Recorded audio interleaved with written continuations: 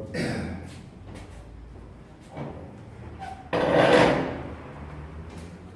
noite, meus irmãos. Com muita alegria que mais uma vez a gente está aqui na frente, né, para a gente conversar, para a gente dialogar, para a gente compartilhar um pouco desses ensinamentos que a doutrina espírita nos traz e ainda compartilhando as vibrações da reunião de domingo que ainda está na casa ainda. Não sei se vocês sentem, mas eu sinto. Aquela vibração do domingo de manhã ainda está aqui. Então é muito bom a gente voltar, né? Eu tenho certeza que a casa está vazia, porque ia ser o Roberto Costa, ele não pôde vir. Aí o pessoal botou no Facebook que era eu. Aí pensaram assim, André de novo, não vou lá não. Né? Então, por isso que está vazio hoje. Então, para iniciar, gostaria de repetir aquela poesia que a gente sempre fala, que eu acho de vital importância para a gente começar a introjetar essa doutrina dentro da gente e entender a importância que isso tem nas nossas vivências, nas nossas experiências, e de ter a certeza que a gente está dentro de uma casa, que é um hospital, que é uma oficina, que é uma escola, e que a gente tem que seguir por esse caminho, quando a gente já sente a convicção, essa necessidade de que é preciso agora a gente caminhar com os olhos abertos. O nome da poesia é Espiritismo, veio pelo Espírito Casimiro Cunha, pela pena abençoada de Francisco Cândido Xavier. Espiritismo. O Espiritismo é uma luz gloriosa, divina e forte, que clareia toda a vida e ilumina além da morte. É uma fonte generosa de compreensão compassiva, derramando em toda parte o conforto da água viva. É o templo da caridade, aonde a virtude oficia e onde a bênção da bondade é flor e eterna alegria. É árvore verde e farta nos caminhos da esperança, toda aberta em flor e fruto de verdade e de bonança. É a claridade bendita do bem que aniquila o mal. É o chamamento sublime da vida espiritual. Se buscas o Espiritismo, norteia-te em sua luz. O Espiritismo é uma escola e o mestre amado é Jesus. Então, meus amigos, nessa noite que a gente vem conversar um pouquinho sobre o Evangelho, em que a gente vê, né, todo momento sente esse chamado urgente, ao qual esse momento que o planeta Terra atravessa, em que temos a necessidade e a obrigação de nos renovar, de fazer diferente todos os dias, de estar aberto para essas informações, para essas intuições que chegam do mundo espiritual, para que a gente coloque em prática tudo aquilo que a gente vive, no que a gente vive, com essas lições imorredoras do Evangelho, com as lições da doutrina santa que Kardec nos trouxe. Então, é pontual nesse momento que a gente vive, que a gente comece a olhar as situações, os nossos problemas, os nossos desafios, a nossa felicidade momentânea, com os olhos do espírito imortal que somos. E não mais apenas com esse corpo perecível que a gente carrega. Isso é de vital importância. Então, quando a gente comentou, né, da vibração, que ainda está na casa, né, da reunião de domingo, que é uma coisa de família, em que se foi colocado uma mesa aqui, que foi aquela coisa fantástica, né, quem teve a oportunidade de vir pode testemunhar o que eu estou falando, a gente tem que entrar mais nessa sintonia.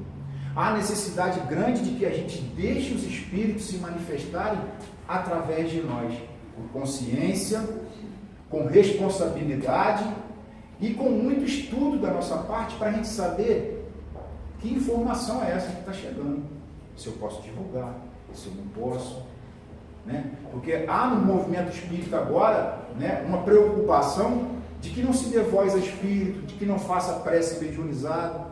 Eu acho que a gente está muito para trás. Se esse mundo de provas e expiações agora, nesse momento turbulento, que estamos exatamente na transição para mundo de regeneração, a gente tem a necessidade dessa interação com o mundo espiritual para que essa obra se desenvolva com uma facilidade maior. Né? E a gente vê pessoas suprimindo isso. Não pode. Né? Um irmão foi chamado a atenção numa reunião do movimento espírita porque fez uma prece mediunizada. Eu acho isso um absurdo. Primeiro porque só tem representantes das casas espíritas. Então, se a gente não pode deixar os espíritos se manifestarem dentro de uma reunião espírita, alguma coisa está errada. Então é necessário que a gente não seja espíritas engessados. Que a gente não seja espíritas que acham que está tudo pronto, que temos que ser sisudos, que temos que ser muito articulados, que temos que ter a aparência, que temos que ter o vocabulário, que temos que ter a oratória, e esquecemos da coisa fundamental, que é da prática da caridade. Caridade maior quando a gente deixa os espíritos nos ajudar nessa caminhada. Sim, e eles estão aqui, implorando para que a gente dê essa brecha para eles nos ajudarem. O nosso espírito protetor, o nosso guia espiritual, muitas das vezes se afasta porque nós não deixamos que ele se aproxime, através dos nossos pensamentos, através dos nossos atos, através dos nossos sentimentos. Isso é sério. Isso é sério.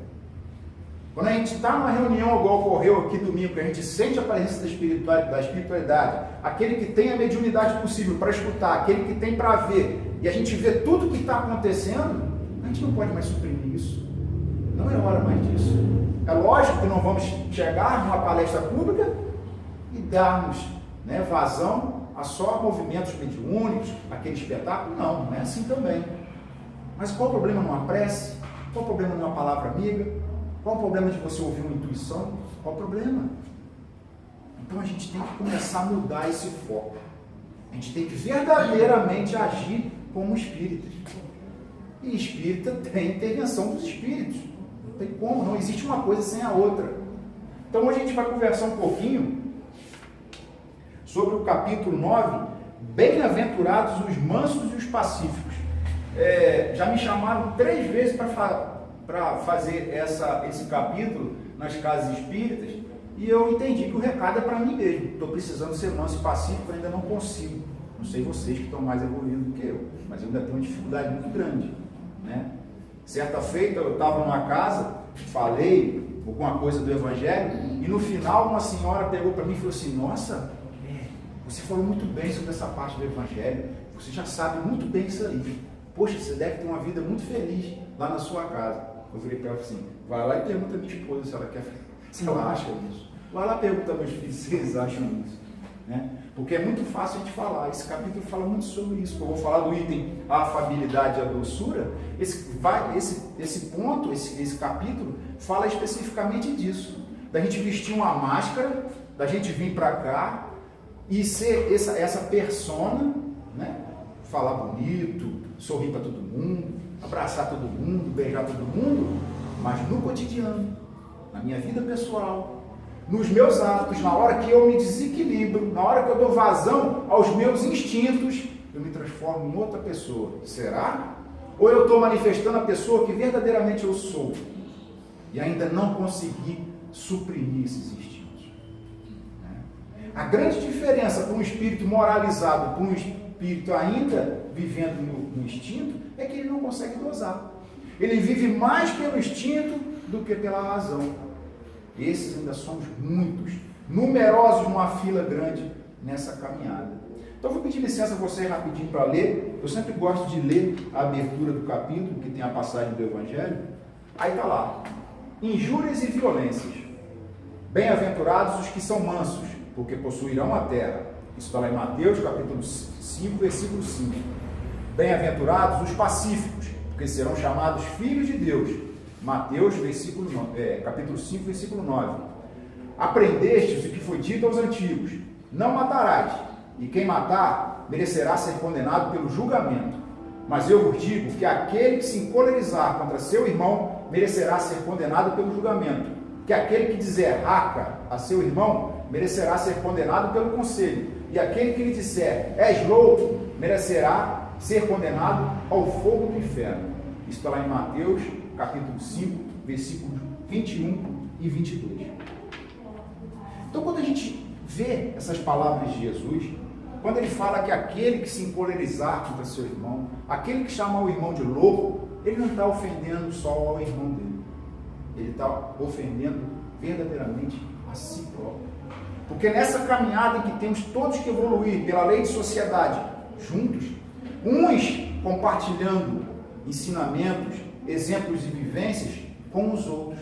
Então, quando eu aponto o dedo, quando eu chamo de louco, quando eu né, vou com as minhas maledicências, eu estou ofendendo a mim mesmo, porque somos espelhos, como disse Paulo lá no Evangelho dele.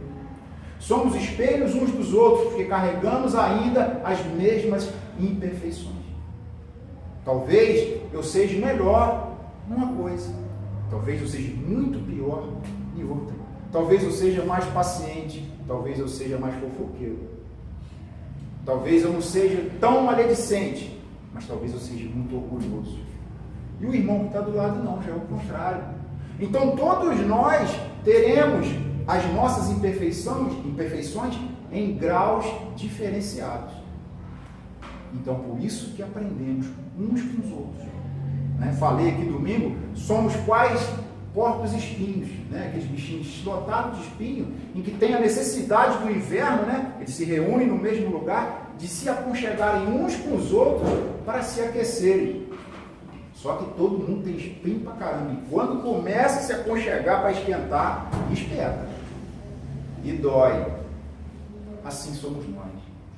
Quando a gente entra no cadinho familiar, quando a gente começa a conviver dentro de uma casa espírita, dentro de um ambiente de trabalho, na sociedade, dentro do ônibus, na fila do hospital, qualquer lugar que seja, que a gente se encontra com gente que a gente não conhece, é aí que a gente tem que exercitar mais ainda a nossa moral, as nossas vivências e começar um pouquinho desse trabalho, que é começar a imitar aquilo que o Mestre Jesus nos ensinou. Começar a imitar. Como dizia Kardec, lá no Livro dos Espíritos, reconhecereis o verdadeiro espírita pelo esforço que ele faz para domar as suas más inclinações. Esforço, trabalho, foco, aquela coisa da gente começar a movimentar forças interiores, né, que os cristãos chamam de fé, para que eu consiga ter convicção para fazer o meu trabalho, para saber quem eu sou, para saber aquilo que tem dentro de mim e começar a mudar, começar a me transformar, porque eu, nesse corpo, não sou só isso que vocês estão vendo com o André, isso sou eu agora, o que eu estou, mas dentro, lá no íntimo, existe uma coletividade de vivências, de culturas, de experiências, ora corpo feminino, ora corpo masculino, ora na abundância, ora na pobreza, ora no poder, ora na subversiência. Para quê? Para que a gente vá moldando o nosso espírito em todas as áreas de conhecimento e aprendizagem. Então a gente percebe que a lei de reencarnação é uma lei totalmente educativa, não punitiva, como muitos pensam. Por isso que a gente vai ter que ir lá, antes de qualquer coisa, de praticar caridade, de dizer que ama, de fazer um trabalho por Cristo, o que ele nos ensina? Antes de ir lá no altar, reconciliar com o seu inimigo.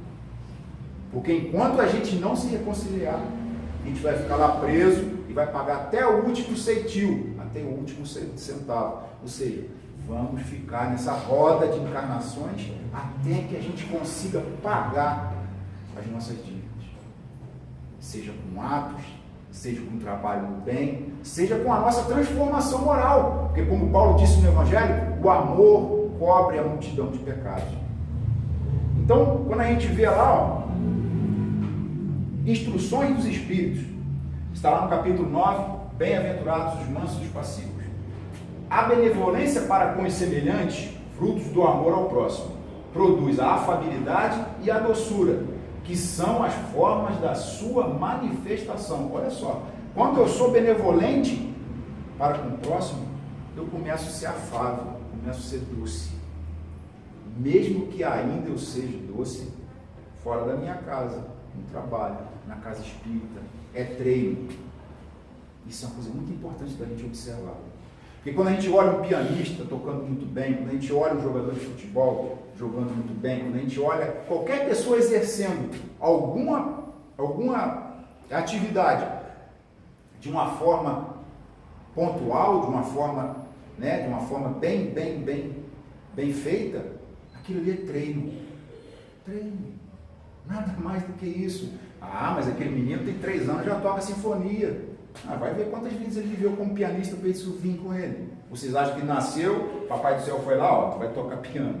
é assim não, é treino, é trabalho.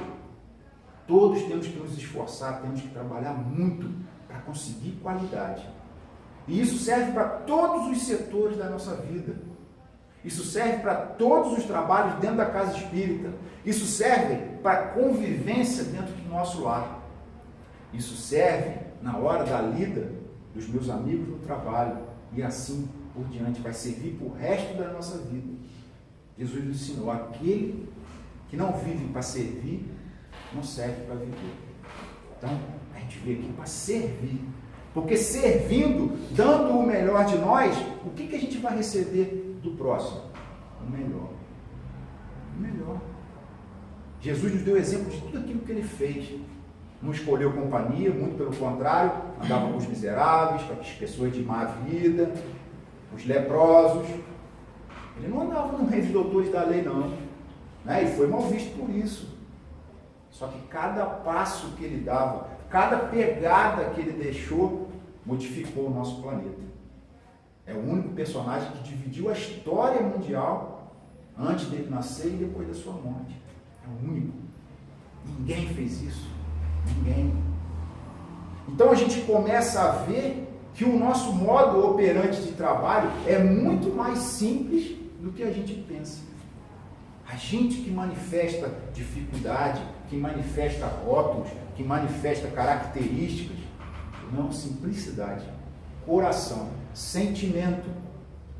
Então, quando a gente vê nesse capítulo falando sobre afabilidade e doçura, a gente vai lembrar dos guias espirituais que Jesus nos manda no planeta. Aqueles exemplos mais contundentes para que a gente comece a ensaiar os nossos passos nessa jornada evolutiva, porque seremos espíritos puros. Seremos. Essa é a nossa essência. Esse é o nosso destino. Então, ele nos deu vários exemplos. A gente pode pegar Chico, a gente pode pegar Gandhi, a gente pode pegar Buda, a gente pode pegar Madre Teresa de Calcutá, a gente pode pegar a Irmã Dulce e quantos outros. E qual era a maior característica desses espíritos? Doçura, serenidade, falar baixo, falar simples, sim, sim, não, não. Eu sempre me recordo, você deve estar cansado de ouvir falar isso, daquela fala de Gandhi, que aquilo toca muito para mim, é muito forte aquilo, quando ele leva o tiro do soldado inglês, e depois aquele soldado, quando ele está lá na prisão, vai lá pedir perdão a Gandhi. E Gandhi virou para ele e falou assim, eu não te perdoo. Como assim? Você não me perdoa? O seu Mahatma é o iluminado? Aí ele fala aquela frase que eu acho que deixa todo mundo de boca aberta. Eu não lhe perdoo porque você não me magoou, porque eu não me senti ofendido por você. Apesar de ter levado um tiro da pessoa. Olha só. Que grandeza espiritual. E que doçura na hora de mostrar aquilo para o seu inimigo. Eventual inimigo, aparente inimigo. Reconciliai com o teu inimigo enquanto estás no caminho, Jesus nos ensina. É grave isso.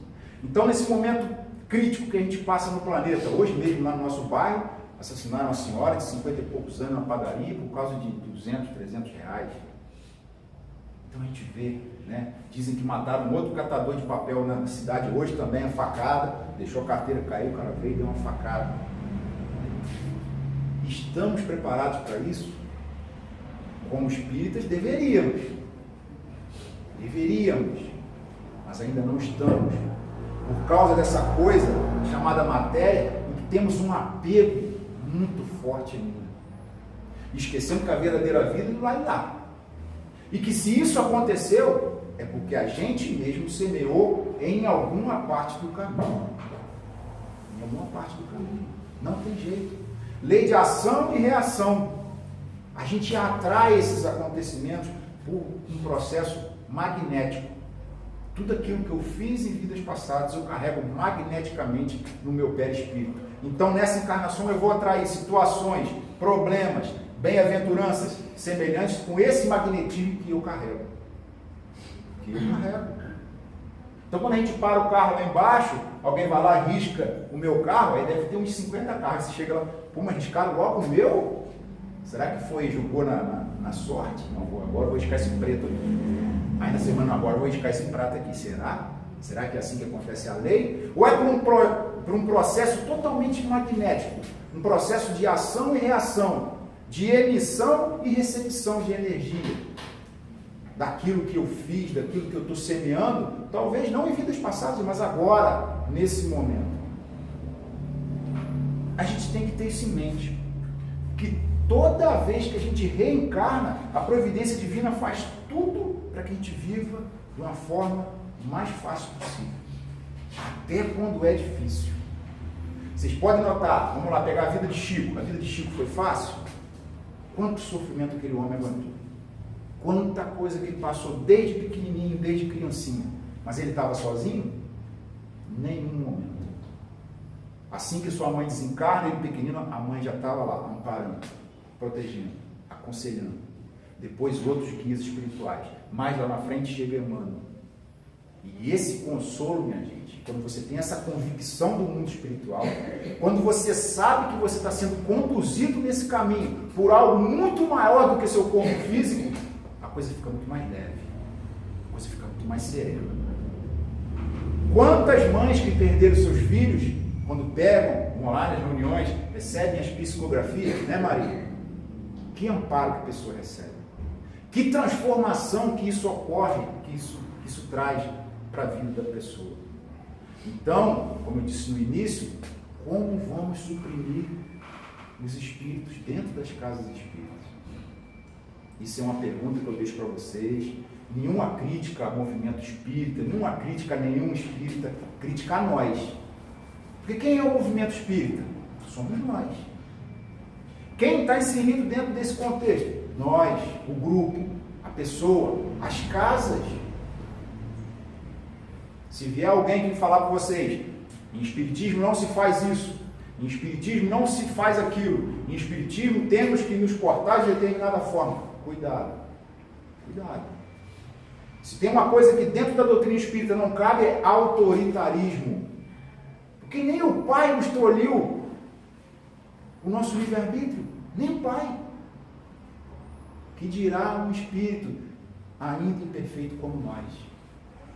Então o espírito, quando já está no caminho, quando ele já sabe aquilo que ele quer, quando ele já consegue vislumbrar o que esses ensinamentos nos trazem, ele não fica apontando o dedo nem falando não faça isso, não faça aquilo. Porque ele sabe que a colheita vai ser de acordo com o que cada um de nós estamos semeando. Então quando a gente vê essa coisa da dificuldade, quando a gente reencarna, né, vai sempre ter o plano A e o plano B. Como assim? O plano A é como eu disse momentos atrás. Tudo tem um contexto para que você, apesar das dificuldades, tenha uma coisa mais serena. Que você seja carregado, que você seja amparado. Ou seja, que você evolua pelo amor. Aí quando a gente não vai pelo amor, plano A, aí tem o plano B. Qual é o plano B? A gente vai evoluir os encarnados que estão acordados, respondam, por favor. Nós vamos evoluir pela... Opa, melhorou um pouquinho. Não é Roberto Costa não, gente, sou eu, pode falar. Eu não brigo, não. Falo mais baixo que ele. Então a gente vai evoluir pela dor. E nesse ponto, eu estou estudando de novo o livro Paulo Estevam, de Emmanuel, por Chico, e eu estava estudando o livro e dando uma lida nesse capítulo, e eu lembrei, a gente vê a história de Paulo todinha. Desde que Paulo encarnou, tudo estava programado para que ele tivesse a sua missão de uma forma muito mais suave, muito mais branda.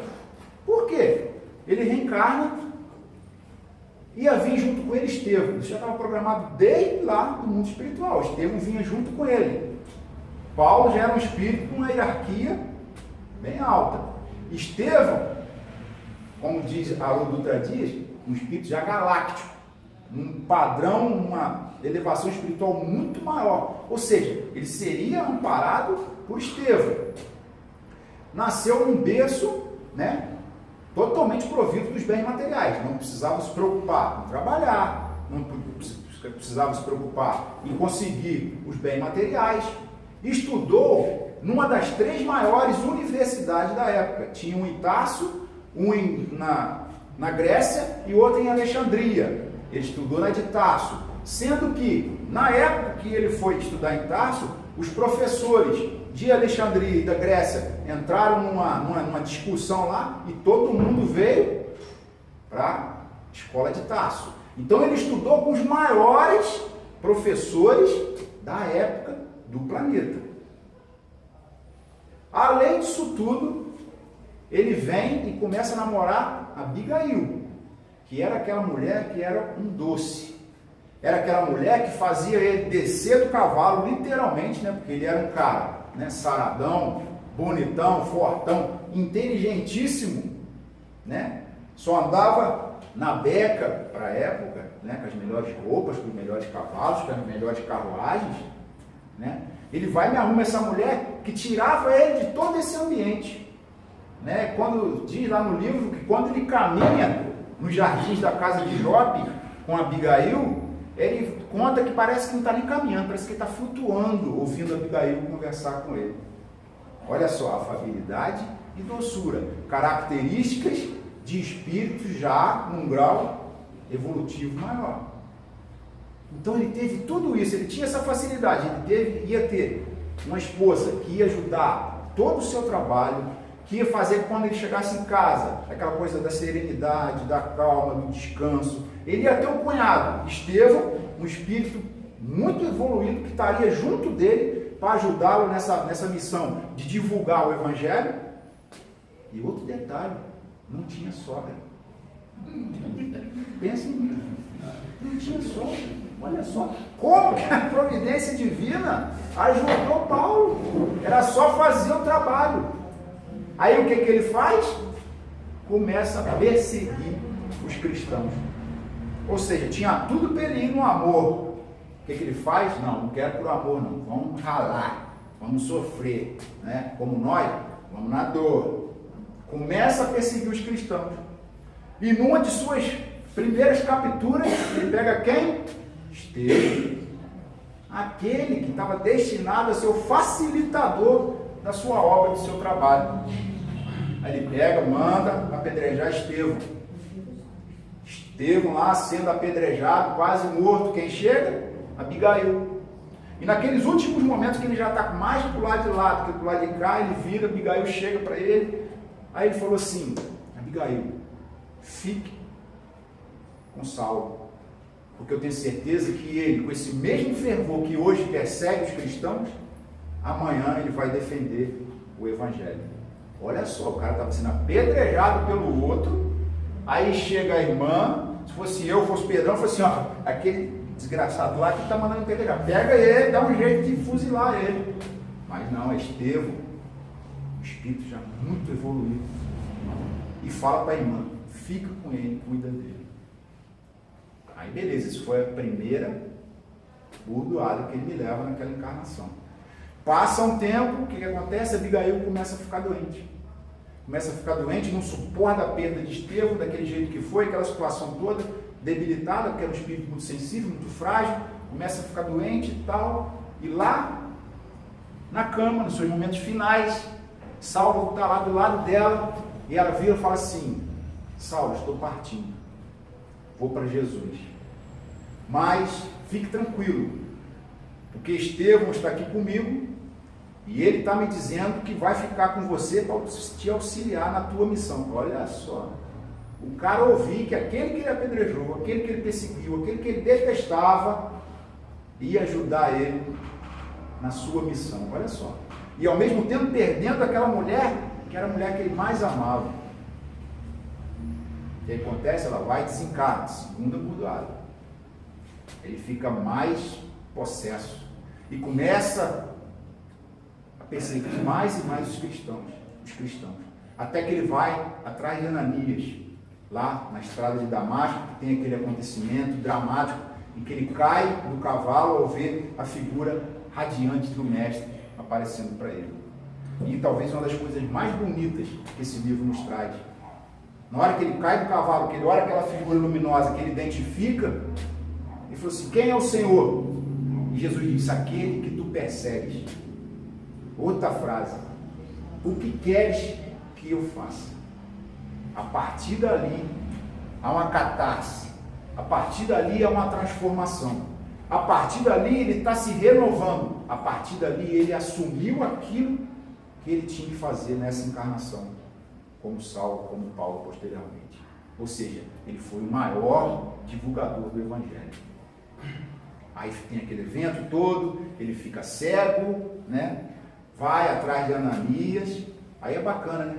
Aparece o anjo para Ananias e fala assim, olha só, eu vou mandar Saulo aí para você e você cuida dele. Ananias pensa, Saulo, aquele que pensa, é aquele, você vai receber ele, vai tratar dele, vai orar por ele. Tem certeza? É o Saulo. Mais uma bordoada, porque ali está sendo exercitado a humildade dele ver que todos nós, apesar do poder, apesar do dinheiro, apesar da aparência, apesar de tudo aquilo que ele carregava como doutor da lei, que estava sendo preparado para ser o maior doutor da lei, aquilo ali foi tudo por água abaixo. Ou seja, ele foi ter com Ananias, aquele que ele estava perseguindo, e Ananias vai, impõe as mãos e devolve a visão para Saulo, agora Paulo. Então ali há um momento de renovação total da sua existência. Quando depois que Abigail desencarna, ele pega e raspa a cabeça, isso na cultura hebraica tem um significado muito grande, que significa o quê? Não iria se casar mais, não iria mais viver com mulher nenhuma, ele estava em luto até a morte. Ou seja, olha o plano B agindo, dor, sofrimento, lágrima, conversão verdadeira, convicção dentro daquilo que eu acredito agora e que eu vou fazer de qualquer jeito. E assim ele vai. Volta para sua família e a família dele diz, não, o pai dele diz, não te reconheço mais como meu filho. A partir de hoje você não carrega mais o meu nome, você perdeu toda a sua herança, todo o seu poder, não lhe conheço mais. Se afaste da nossa casa. Ou seja, ele fica sem Abigail, fica sem a proteção de Estevão, fica sem os seus poderes, fica sem os bens materiais, e agora começa um processo de evolução íntima, de dentro para fora. Começa a ir para o deserto, a costurar aquelas barracas de acampamento, as tendas, começa a bordar tapete, que era uma função que ele tinha aprendido como criança, para a sua subsistência. Olha só, uma pessoa que tinha tudo que ele teve, agora viver assim. E todos nós, em determinados momentos da nossa vida, se não for agora, vai ser lá na frente, vamos passar por isso. Esse processo de evolução, esse processo de expurgar as imperfeições morais que carregamos, tem isso, né? É aqui que a gente vai fazer essa depuração. É aqui no mundo físico que a gente vai jogando todo esse lixo para o lado e dando importância ao que verdadeiramente é importante. Ou seja, de que eu sou um espírito imortal, de que eu estou evoluindo, de que eu sou fadado à perfeição e de que eu tenho que começar o meu trabalho íntimo, a minha reforma íntima. A coisa mais importante que eu tenho que fazer é isso. Entender que para mim ser feliz, para mim me realizar, eu não posso depender do próximo. A minha felicidade não está na minha mãe, no meu pai, na minha esposa, nos meus filhos. A minha felicidade tem que estar dentro de mim. Eles são ferramentas, eles são artifícios que a providência divina coloca em nosso caminho para que seja facilitado, para que a gente se exercite, para que a gente dialogue, para que a gente troque experiências. Mas a minha felicidade será construída no meu mundo íntimo. O reino dos céus está dentro de vós, nos ensinou o Mestre. E a gente se esquece disso. Né? A gente tem hora que olha para a nossa vida, quando está tudo abundante, quando está tudo dando certo, aí você olha, Deus está comigo. Olha só como é que as coisas estão tudo dando certo. Estou ganhando bem, estou saudável, meus filhos estão bem, minha esposa está bem, minha família está bem, tudo está bem. Deus está do meu lado. Mas só que tem hora que está ao contrário. Tem hora que parece que aquela dona Lady Murphy acampa dentro da sua casa e começa a dar tudo errado. Você briga com a esposa, briga com os filhos, briga com a sogra, briga com o cunhado, perde o emprego, o carro quebra, você se machuca, você fica com problema de saúde. Aí você, meu Deus, Deus me abandonou. É nessa hora que Deus não está se mostrando, né, em coisas externas. Ele está nos ensinando uma lição muito valiosa. Ele está trabalhando dentro da gente. Dentro. Na hora que a gente tem que se fortalecer. Na hora que a gente tem que começar a botar em prática todos esses ensinamentos que a gente está careca de ouvir. Não é agora que a gente ouve essas coisas do Evangelho, não é agora que a gente ouve os ensinamentos de Jesus. São milhares de anos, centenas de anos. A gente já ouve isso. Ouve, entra aqui e sai lá. Agora não. Agora a gente começa a sentir que a coisa da matéria, que a coisa dessa vestimenta tem que começar a ser suprimida. Que esse contato com a divindade, que esse contato com a espiritualidade tem que ser estreitado. Não estou dizendo em manifestações mediúnicas, mas é entre nós e a espiritualidade, entre nós e o Pai, entre nós e Jesus. Divaldo fala muito bacana quando ele falou, quando eu estou com algum problema lá na casa do caminho, aí eu estou com um problema sério e tal, eu sento numa cadeira, puxo outra, Jesus, senta aí, meu irmão, tem que conversar contigo. Olha só, Jesus, irmão, é isso, está acontecendo aquilo. Aí ele fala assim, mas quando está difícil mesmo, aí não, aí eu vou, puxo a cadeira, papai, desce aí, porque agora o negócio está feio, tem que ser o Senhor. E é isso. É isso. Contato simples, contato direto. Sem necessidade de intermediários. Sem necessidade de rótulos. Sem necessidade de dogmas, de vestimentas, de horários. Não faz diferença. Porque o reino dos céus está dentro da gente. Então, todo momento a gente pode estar conectado. Eu posso estar trabalhando e posso estar mentalmente conectado com a espiritualidade. Eu posso estar dirigindo o carro fazendo uma prece. Todo momento eu tenho oportunidade para estar em conexão com o mundo espiritual. Todo momento eu posso usar essa ferramenta. Mas a gente não usa. Porque a gente é teimoso. Porque a gente, como Paulo fez, na grande maioria, a gente escolhe o plano B e faz as coisas de maneira mais difícil possível. Parece até que a gente torce para o Flamengo. Tem que ser difícil. Não, gente, é bem mais simples, é bem mais fácil. É bem mais fácil. A gente que complica. Tá aí, ó. Sabe? A gente participa de reuniões, a gente participa de trabalhos com muito planejamento, muita coisa. Vamos fazer um evento grandioso, vamos convidar 200 pessoas, né? A gente faz a reunião daquela simples que a gente fez domingo. E olha o que foi manifestado aqui domingo. Confesso para vocês, aqui dentro dessa casa aqui, ainda não tinha visto. Vi lá no barracão, aqui dentro ainda não tinha visto. O tamanho de envolvimento que estava da espiritualidade e nossa. Porque a espiritualidade está sempre aqui, a gente que não se envolve. A gente que não faz a nossa parte. A gente que não deixa a coisa funcionar. A gente vai e começa a azedar a receita, sabe? Não, agora tem que ser assim, agora tem que ser aquilo, fulano tem que fazer isso. Não, todo mundo trabalhar, todo mundo partilhar. Todo mundo dá um pouco de si para que a gente seja um feixe de varas. Que sozinho, uma vara sozinha é frágil, fraca, você quebra com uma mão. Agora, quando você junta 200, 300, 500, é impossível de romper. Porque a gente está partilhando. Partilhando experiências, partilhando energias, partilhando amor, partilhando toda essa vibração que tem dentro dessa casa, que tem nas casas em volta, que tem nos outros templos religiosos, não é só aqui que tem, tá, gente? A gente acha que nós somos os suprassumos espirituais, não somos. As outras denominações têm uma importância muito grande nesse trabalho. E a gente tem que somar, não subtrair, não dividir. Então, é de suma importância que a gente também tenha esse entendimento. Que agora, nesse momento, temos que somar com todos, com evangélicos, com católicos, com bandistas, seja com quem for. Temos que somar, não dividir. Estarmos juntos. Produzir trabalho de qualidade.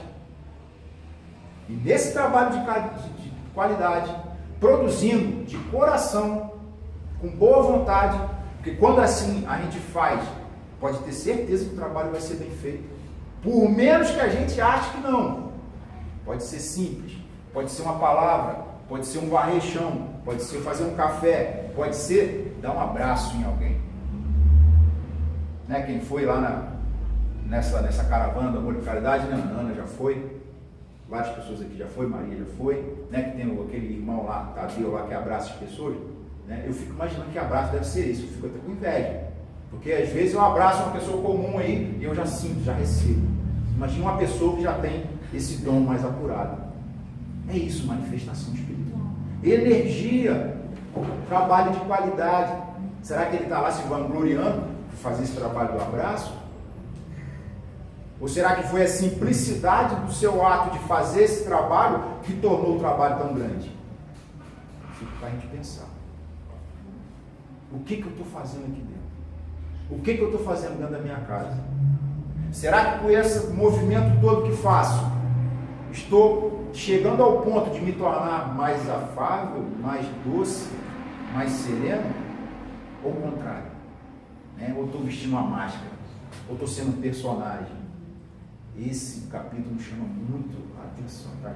Às vezes, por mais duro que pareça, né, a gente lê essas coisas, o cara vem aqui na sexta-feira e fica falando essas coisas, parece duro, né? Parece que está chamando a atenção, mas não é, gente. É para ver se a gente acorda. É para ver se a gente acorda. Parar de marcar passo nessa viagem, gente, é rápida. É muito rápido. Minha filha vai fazer 19 anos, parece mentira. 19 anos. Vocês devem olhar para trás e falar assim, caramba, olha, pega o álbum lá de fotografia e dá uma olhada. Passar rápido demais. Só que tem uma vantagem. Nós somos os pilotos. Passa rápido, mas quem está pilotando é a gente. Então a gente tem o livre-arbítrio para, opa, estou andando rápido, mas vou dar uma paradinha aqui. Opa, vou me confraternizar aqui. Opa, quero falar com aquela pessoa lá. Opa, daqui para frente não quero andar mais por essa estrada, vou por aquela outra. Não quero mais me afinizar com esse tipo de comportamento. Agora eu quero outro comportamento. Agora eu quero outro tipo de ambiente. Agora eu quero ser um espírito que chega num lugar e não me sensibilizo, não vou me afinizar com determinadas energias que tem no ambiente. Não vai fazer diferença se eu estou aqui ou se eu estou lá no sambódromo assistindo um desfile, que a minha vibração vai ser a mesma. Não importa se tem gente nu, não importa se tem gente drogada, o meu mundo íntimo não permite que eu me envolva nessas energias, porque eu sou uno com o poder que me criou. Porque eu tenho convicção daquilo que eu sou espiritualmente. É por isso que Jesus andava no meio das prostitutas, dos ladrões, dos leprosos, e para ele não fazia diferença nenhuma, porque ninguém conseguia influenciá-lo, porque o seu padrão vibratório era muito mais alto do que aquela faixa negativa em qual ele estava. E esse deve ser o nosso foco. Deve ser o nosso foco isso. Não nos contaminarmos com essas energias. Não nos abatermos em determinados ambientes que a gente sente que não é legal. O ambiente não é legal, mas e você? Se você estiver legal, o ambiente vai ser legal. Não vai fazer diferença. A gente está blindado. Paulo fala no seu evangelho, revestivos da armadura de Deus. Ou seja, não penetra. Não tem vibração. Não tem eco. Aquilo bate. Acabou. Porque você está no controle. Porque você está se tornando um ser integral. Equilibrado espiritualmente, materialmente, moralmente. Esse deve ser o nosso trabalho. Então, quando a gente vê bem-aventurados os mansos e os pacíficos, que isso seja uma meta para a gente que ainda não é. A gente tem que ser pacífico, a gente tem que ser manso, a gente tem que fazer a nossa parte.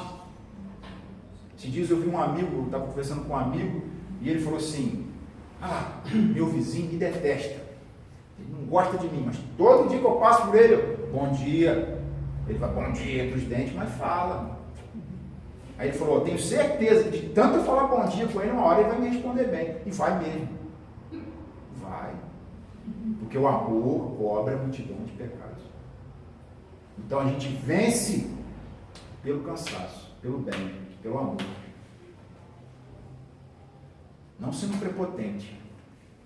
Não querendo ser superior. Não querendo demonstrar uma perfeição que a gente ainda não possui. Mas sendo humilde, sereno, afável, doce, verdadeiro. Porque também não adianta eu querer exalar essas virtudes se eu não as tenho dentro de mim. Se eu sou oco, se eu sou vazio, se eu ainda não sou manso no meu mundo íntimo. Se eu sou só manso do lado de fora, eu tenho que me transformar manso dentro primeiro. Eu tenho que ser manso comigo primeiro. Eu tenho que ser mais afável comigo primeiro. Eu tenho que me amar primeiro, para depois amar o próximo. Ninguém consegue exportar aquilo que não tem para consumo próprio. Então a gente tem que se amar. A gente tem que se olhar no espelho e gostar do que está vendo. Porque sabe que é um espírito perfectível. E que hoje está desse jeito, amanhã vem melhorzinho. Se merecer, dependendo daquilo que semear. Sabendo que o importante não é o fora, mas é o coração. Paulo também nos ensina, gosto muito de Paulo, gente. Aonde estiver seu coração, aí estará o vosso tesouro. Isso é sério. Aonde que está nosso coração hoje? Será que está na internet? Será que está na novela? Será que está no futebol? Será que está no trabalho? Tem gente que está com o coração no trabalho, gente. Eu já sou um espírito mais evoluído, porque meu coração não está no trabalho mais não. Eu não sei vocês, mas quando chega segunda-feira, que tem que trabalhar, então meu coração ainda não está no trabalho. Já evoluiu um pouquinho, mas ainda está em muita coisa. A gente ainda deixa o coração em muita coisa. E de forma consistente, isso é que é pior. De forma consistente. A gente não vai se desapegando, vai transformando plugs materiais em razão da nossa existência. Isso é triste, porque a gente está marcando passo, a gente está perdendo tempo e está deixando de exercitar aquilo mais importante, que é o convívio, que é essa coisa da aprendizagem uns com os outros. Não é lá no mundo virtual, não é na televisão, não é no futebol, é aqui, é agora, é lá fora quando a gente pega o ônibus, é na escola, é no trabalho, é na lida diária, é dentro da minha casa. Muitos lares são mais solitários do que alguns ambientes de rua. É triste falar isso. Muitos.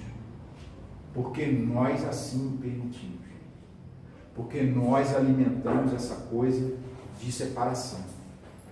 Porque nós não nos preparamos para sermos espíritos gregários. A gente não se prepara para isso. A gente tem medo do convívio. A gente tem um medo do diferente. A gente tem medo de se mostrar o que a gente é de verdade. Então a gente vai lutar, igual eu lutei no início da minha caminhada espírita, de ter vergonha de chegar para outra pessoa de outra gente e falar, eu sou espírita. Eu tinha vergonha.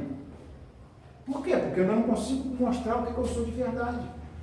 Então é um aprendizado, é aos poucos, é mudança de comportamento que você tem que ter ao longo dessa caminhada. E esforço em domar as suas más inclinações. Esforço. É isso que nos é pedido. Não está sendo pedido para nos tornarmos amanhã espíritos puros. Para a gente ser igual Chico, para a gente ser igual Divaldo. Não. Para a gente se esforçar.